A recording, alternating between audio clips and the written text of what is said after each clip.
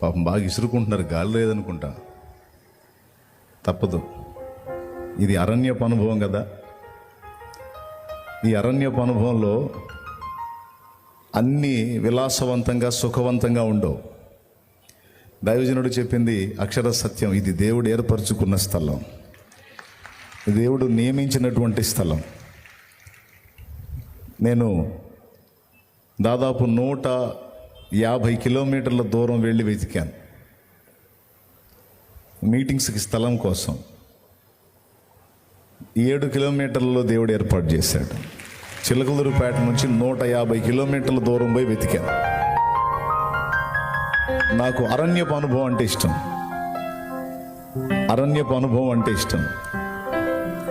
నన్ను వెంబడించేటువంటి బిడ్డల్ని కూడా అరణ్యపు అనుభవానికి అలవాటు చేయాలన్నది నా ఆశ. ఎందుకంటే పరిశుద్ధ గ్రంథంలో మనం పరిశీలనగా చూస్తే అరణ్యపు అనుభవంలో అనేకమైన ఆశీర్వాదాలు పొందుకున్నట్టు బైబిల్లో ఉంది. మీరు చకచక చూస్తాను అంటే నేను టపటపా చెప్పేస్తాను. బైబిల్ ఉంటే ఇంట్రెస్ట్ ఉంటే తీయండి, ఏముందిలే అంటే వదిలేసేయండి. ఏముందిలే అని ఎవరు అనుకోరని నేను అనుకుంటున్నా. చూడండి, అరణ్యపు అనుభవాన్ని గురించి దేవుని వాక్యం చెప్పినటువంటి సత్యం. యేసు ప్రభు బాప్తిస్మం పొంది ఒడ్డుకొచ్చిన తర్వాత పరిశుద్ధాత్మ ఆయనను ఎక్కడికి కొనిపోయాడని రాస్తుంది? అరణ్యానికి కొనిపోయాడని రాస్తుంది. అరణ్యంలో ఆయన కొన్ని రోజులు ఉన్నాడు. ఇంచుమించు 40 దినాలు అక్కడ ఉన్నాడు. 40 దినాలు అక్కడ ఉండి అక్కడ గడిపి ఆయన తిరిగి గలిలయకు వచ్చేటప్పుడు ఆత్మ బలముతో నిండుకున్నాడు అని ఉంది. ఆత్మ ఆయనని ఊళ్ళో తిప్పటానికి ముందు అరణ్యపు అనుభవంలోనికి తీసుకెళ్ళాడు. అరణ్యపు అనుభవంలో ఆయన ఆత్మ బలాన్ని పొందాడని తన గ్రంథంలో దేవుడు రాయించాడు. లూకాసు వార్త 4వ అధ్యాయం మీరు మొదటి నుంచి చూడగలిగితే ఆ మాట రాస్తుంది. యేసు పరిశుద్ధాత్మ పూర్ణుడై యోర్దాను నది నుండి తిరిగి వచ్చి 40 దినములు ఆత్మ చేత అరణ్యములో నడిపింపబడి అపవాది చేత శోధింపబడుచుండెను. ఆ దినములలో ఆయన ఏమీ తినలేదు. దేవునికి స్తోత్రం కలుగును గాక. తర్వాత 14వ వచనం మీరు చూడగలిగితే, అప్పుడు యేసు ఆత్మ బలముతో గలిలయకు తిరిగి.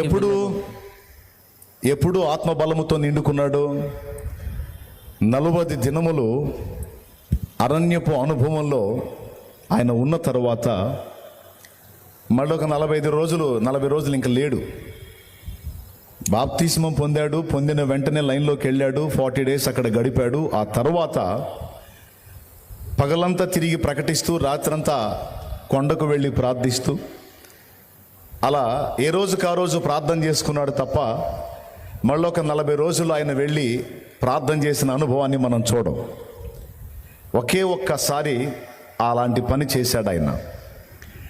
అరణ్యపు అనుభవంలో మనకు దొరుకుతున్నది ఏంటంటే సౌఖ్యం, సౌకర్యం, విలాసం కాదు. అక్కడ ఉపవాసం, అడవి జంతువుల మధ్య సంచారం, అక్కడ మనుషులు, లోక సంబంధమైన మనుషులు ఎవరు ఉండరు. అడవిలో ఏముంటాయి? జంతువులు ఉంటాయి. మనుషుల మధ్యలో నుంచి తీసుకెళ్ళి మనుషులకు వేరుగా అరణ్యంలో ఆయనను సంచరింపజేశాడు. అరణ్యంలో ఆ అనుభవాలు పొందిన తర్వాత ఆయన ఆత్మ బలముతో నిండుకొని గలిలయకు వచ్చాడు అని రాస్తుంది. ఆ తర్వాత ఇంకో మాట కూడా రాస్తుంది.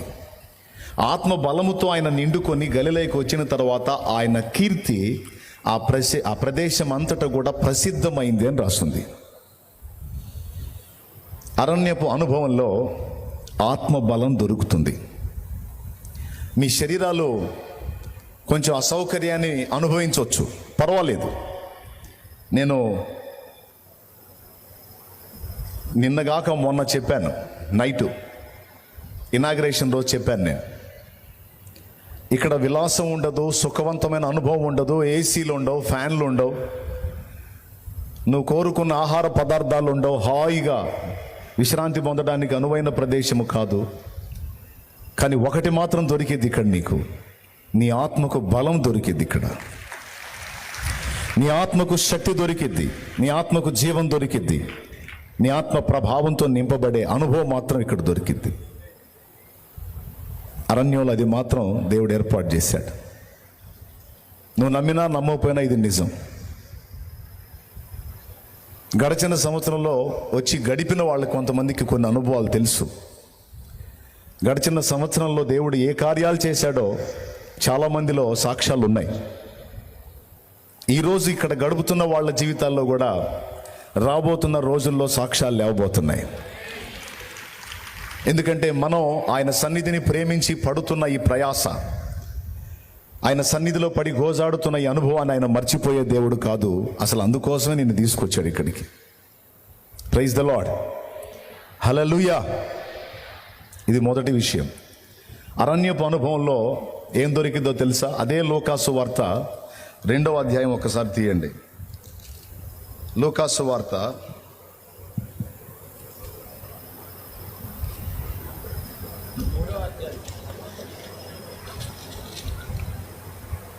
3వ అధ్యాయం ఒకసారి చూడండి. 2వ వచనం చూడండి. అన్నయు కైపయు ప్రధాన యాజకులుగాను ఉన్న కాలమున అరణ్యములోనున్న జకర్యా కుమారుడైన యోహాను నొద్దకు దేవుని వాక్యము వచ్చెను. దేవుని వాక్యం. అన్న కైప ఎవరో తెలుసా? ప్రధాన యాజకులట. ఇప్పుడు ప్రధాన యాజకులు అంటే సేవకులండి. సేవకులు ఎక్కడున్నారు? ఊళ్ళో ఉన్నారు. దేవుని మందిరం ఊళ్ళో ఉంది. ధర్మశాస్త్ర కోవిదులు, పరిసయ్యులు, మతనిష్ట కలిగిన వీళ్ళందరూ ఊళ్ళో ఉన్నారు. అరణ్యంలో ఒక ఆయన ఉన్నాడు, ఆయన పేరు బాప్తిస్మం ఇచ్చి యోహాన్. మనుషులు ఎన్నిక చేయడానికి కానీ, గుర్తించడానికి కానీ, గణపరచడానికి కానీ ఆయన పెద్ద పెద్ద అంచులు గల నిలువుటంగిలు దొడుక్కున్నాడు కాదు. ఆయన ఒంటె తోలుతో చేయబడినటువంటి ఆ చర్మపు వస్త్రాలను కలిగి ఉన్నవాడు. ఆయన అడవి తేనె మిడతలు తిని అక్కడ జీవిస్తున్న వ్యక్తి ఆయన. కానీ యెహోవా వాక్యము, ప్రభువు యొక్క వాక్యం ఎక్కడికి వచ్చిందో తెలుసా? సేవకులము అని చెప్పుకుంటున్న ప్రధాన యాజకుల దగ్గరికి రాలా. మతనిష్ట గలవాళ్ళమని చెప్పుకుంటూ మతాచారాలను కలిగి ఉన్న పరిసయ్యుల దగ్గరికి రాలా. ధర్మశాస్త్రాన్ని ఎత్తిరాయగల సామర్థ్యం కలిగిన వాళ్ళం మేము, శాస్త్రులం అని చెప్పుకుంటున్నటువంటి ధర్మశాస్త్ర కోవిదుల దగ్గరికి రాలా. దేవుని వాక్యం ఎక్కడికి వచ్చిందో తెలుసా? అరణ్యములో ఉన్న యోహాను నొద్దకు వచ్చెను అని ఉంది. అక్కడ స్పష్టంగా అడ్రస్ చేస్తున్నాడు, ఆయన అరణ్యములో ఉన్నాడని. అంటే దేవుడు తను ఇవ్వగోరినటువంటి సందేశము, సమాచారము తన దాసునికి ఇచ్చినట్లు దేవుడు ముందేం చేశాడో తెలుసా? తన దాసుని ఊళ్ళో నుండి అరణ్యానికి నడిపించాడు. నేను ఆమెను అరణ్యమునకు కొనిపోయేదను, అక్కడ ఆమెతో నేను ప్రేమగా మాట్లాడుదును అని సియోను కుమారుని గురించి అన్నట్టు,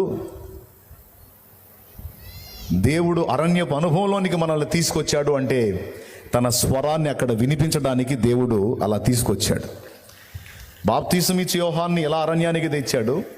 ప్రకటన గ్రంథ రచయిత అయినటువంటి యోహానునేమో పద్మాసు ద్వీపం అనే అరణ్యానికి తీసుకెళ్ళాడు. ఆ అరణ్యానికి తీసుకెళ్ళి అక్కడేమి ఇచ్చాడో తెలుసా? భవిష్యత్తులో జరగబోతున్నటువంటి సంభవాలన్నిటిని గూర్చిన సమాచారం. అదే ప్రకటన గ్రంథం. పద్మాసు ద్వీపమున పరవాసినై ఉండగా ప్రభువు దినమందు ఆత్మవశుడనైతిని అన్నాడు.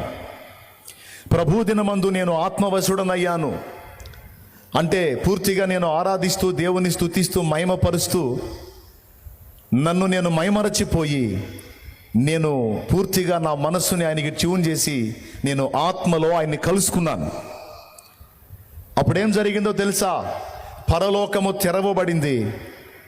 నేను మనుష్య కుమారుని పోలిన ఒకని చూచి తిని అని మొదలుపెట్టాడు. తర్వాత దాదాపు 22 అధ్యాయాలు కలిగిన ప్రకటన గ్రంథంలో ఉన్నటువంటి విషయాలన్నిటినీ కూడా ఆ అరణ్యపు అనుభవంలోనే యోహాను చూశాడు. ఏమన్నా అర్థమైతే మీరు సంతోషిస్తారు. ప్రభుకి స్తోత్రం చెప్పండి. ఇక్కడే కాదు, ఈ 4 రోజులే కాదు, ఇక్కడ నుంచి మీరు ఈ కూటాలు అయిపోయి ఇళ్ళకి వెళ్ళిన తర్వాత కూడా అరణ్యపు అనుభవము అంటే దేవునితో ఒంటరిగా ఉండిన అనుభవము, దేవునితో ఏకాంతముగా ఉండే అనుభవం అరణ్యపు అనుభవం అంటే.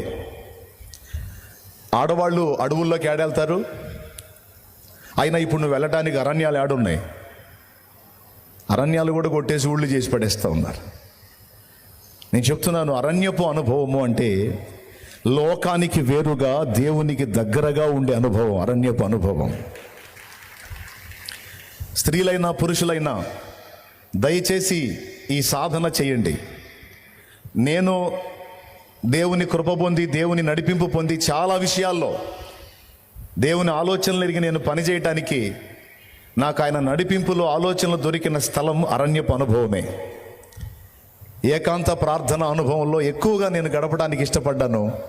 అది నా జీవితంలో చాలా ప్లస్ అయింది నాకు. ఏదో ఆదివారం పూట కాసేపు ప్రార్థన అన్నట్టు కాకుండా ప్రతిరోజు కొంత సహవాసం దేవునితో చేయడానికి ఇష్టపడ్డాను. ఆ సహవాసంలో ప్రతిరోజు నాకు కావలసిన ఆత్మ బలాన్ని ఆయన ఇచ్చి, నాకు కావలసిన నడిపింపులు ఆయన ఇచ్చి నన్ను ఈరోజు ఇలా నిలబెట్టాడు ఆయన. ఒకవేళ నన్ను దేవుడు నిలబెట్టిన స్థానం గొప్పది అని నీకు అనిపిస్తే, అలాంటి అంతస్తుకు నీవు కూడా వచ్చినట్లు నువ్వు ముందు దేవునికి అందుబాటులోకి వెళ్ళు. నువ్వు ముందు దేవునికి అందుబాటులోకి వెళ్ళు, దేవునికి అందుబాటులోకి వెళ్ళు, దేవునికి సమీపంలోకి వెళ్ళు, దేవునికి దగ్గరగా వెళ్ళు. ఆయన నీతో మాట్లాడతాడు, నీకు సంభవాలు చెప్తాడు. అంతేకాదు తన శక్తితో నిన్ను నింపుతాడు. అంతేకాదు నీకు అధికారం ఇస్తాడు. హల్లెలూయా. ఆయన తన కొరకు నిన్ను ఖచ్చితంగా వాడుకుంటాడు. నిజంగా ఆయన చేతిలో ఒక బూరలాగా, ఆయన నోట్లో ఒక బూరలాగా నువ్వు వాడబడాలంటే, బలవంతుడైన నా దేవుని చేతి బాణములో ఒక అంబులాగా నీవు ఉంచబడి సంధించబడాలంటే నువ్వు ఆయనను సమీపించడం తప్ప ఇంకొక మార్గం లేదు. అరణ్యపు అనుభవంలో, ఏకాంత అనుభవంలో అంబు అంటే తెలుసా? బాణం. దేవుడు ఎదురు చూస్తున్నాడు. నేను బలవంతుని చేతిలో బాణం వల్ల నిన్ను చేయాలనుకుంటున్నాను, నాకు అందుబాటులోకి రాగలవా అని దేవుడు అడుగుతున్నాడు. రాగలవా నాకు అందుబాటులోకి? ఇష్టపడుతున్నావా? నువ్వు అలా సిద్ధపడినట్లయితే, అలా ఇష్టపడినట్లయితే నిన్ను గురి చూసి సంధించడానికి అనుకూలమైన బాణంగా, అంబుగా నేను తయారు చేస్తాను. నా విల్లులో నిన్ను పెట్టి సంధిస్తాను. నువ్వు శత్రువు కోటలు కూల్చేదానివి అవుతావు, కూల్చేవాడివి అవుతావు. సిద్ధమా? నువ్వు అలా సిద్ధపడతావా? అలా నాకు అందుబాటులోకి వస్తావా? నీ వయసుతో నాకు నిమిత్తం లేదు. నువ్వు పసివాడివైనా నాకు నిమిత్తం లేదు, పండు ముసలివైనా నాకు నిమిత్తం లేదు. 80 ఏళ్ళు వచ్చినాయి, నా పని అయిపోయిందన్న మోషేకి మళ్ళా 40 ఏళ్ళ ఆయుష్కాలం పొడిగించి నా కొరకు వాడుకున్న వాడిని నేను అంటాడు నా దేవుడు. బాలుణ్ణి నాయనా నేను అన్న ఇర్మియాని, నువ్వు బాలుడను అనవద్దని గద్దించి అతని ఏర్పాటు చెప్పి అతన్ని వాడుకున్న వాడిని నేను అని నా ప్రభు మాట్లాడుతున్నాడు. ఇక్కడ మనం గమనించాల్సింది ఒక్కటే, ఈ కడవరి దినాల్లో మనం ఎంతగా ఆయనకు అందుబాటులో ఉంటే అంత కృప పొందుతాం, అంత బలం పొందుతాం, అంతగా ఆయన చేతిలో సంధించబడతాం. నాకు ఆ మాట విన్నప్పుడు చాలా సంతోషం వేసింది. ఒక అంబులాగా దేవుడు మనల్ని చేయాలని ఆశిస్తాడు అని. విల్లులో పెట్టి సంధించేదాన్ని అంబు అంటారు. దాన్ని గట్టిగా లాగి కొడితే ఏదైతే రీచ్ అవ్వాలనుకున్నాడో, ఏదైతే చేయాలనుకున్నాడో అది అయిపోద్ది అంతే, పడిపోద్ది అంతే. అక్కడ మన గుండెల్లో ఎలాంటి రోషం ఉండాలో తెలుసా? నా తండ్రి, శత్రువు కోటల్ని కూల్చే ఒక అంబులాగా నన్ను తయారు చేయవా అని అడగాలి దేవుడిని. నా హృదయంలో అయితే అదే ప్రార్థన, నా హృదయంలో అదే ఆరాటం. ప్రారంభం నుంచి కూడా నా ప్రార్థన అదే. శత్రువు గుండెల్ని చీల్చే ఒక అంబులాగా నన్ను తీర్చిదిద్దు. వాడికి మనశ్శాంతి లేకుండా చేయాలి, వాడిని ప్రశాంతంగా ఉండనేయకూడదు. నన్ను ఎట్లా తీర్చిదిద్దుదావో నాకు తెలియదు, నన్ను నేను నీకు అప్పగించుకుంటున్నా ప్రభు అని నా దేవుడికి అప్పచెప్పుకున్నా. నా తండ్రి చాలా కార్యాలు చేశాడు, చేయబోతున్నాడు, ఇంకా చూస్తారు. ఇది మొదలు, ఈ సంవత్సరం ఇది మొదలు, ఇంకొంది, ఈ సంవత్సరం అంతా ఉంది కార్యాలు. కొట్టు, విశ్వాసంతో కొట్టు, కొట్టు, ఈ సంవత్సరం అంతా ఉంది. వాడికి ఆటే ఆట. ఎవడికి? లూసిఫర్ గాడికి.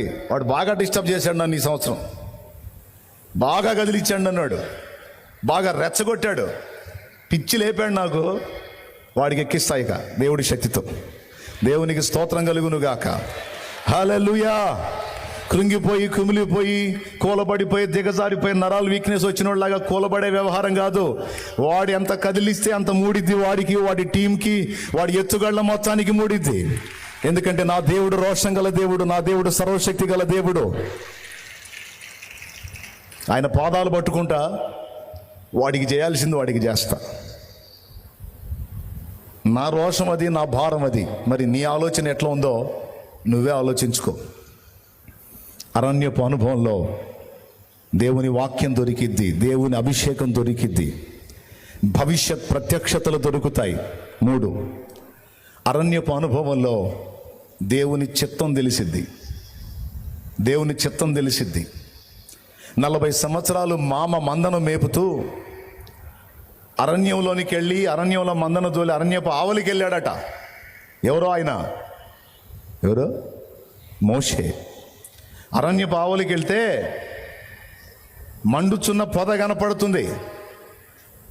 ఏంది పొద మండుతుంది, కూలబడట్లేదని దాన్ని అబ్జర్వ్ చేస్తా ఆ తట్టు వెళితే ఆ పొద నడిమిని అగ్ని జ్వాలలో యెహోవా దూత అతనికి ప్రత్యక్షమైనట్టు రాయబడి ఉంది. కానీ నిజంగా దూత కాదు, అక్కడ దేవుడే కనపడ్డాడు. ఎందుకంటే ఆ దూత అయితే నేను అబ్రహాము దేవుడిని అన్నాడు, అక్కడ ప్రభువే కనపడ్డాడు. నేను అబ్రహాము దేవుడను, ఇస్సాకు దేవుడను, యాకోబు దేవుడను, నేను నీ పితరుల దేవుడను అని మాట్లాడాడు. దేవునికి స్తోత్రం కలుగును గాక. అరణ్యపు అనుభవంలో మోషే ఉన్నప్పుడు మండుచున్న పొద ద్వారా మోషేను ఆకర్షించి అక్కడ మోషేకి 2 చేశాడు దేవుడు. 1, తన చిత్తాన్ని చెప్పాడు. 2, ఆ చిత్తాన్ని నెరవేర్చడానికి కావలసినటువంటి ఆ శక్తిని కూడా అనుగ్రహించాడు.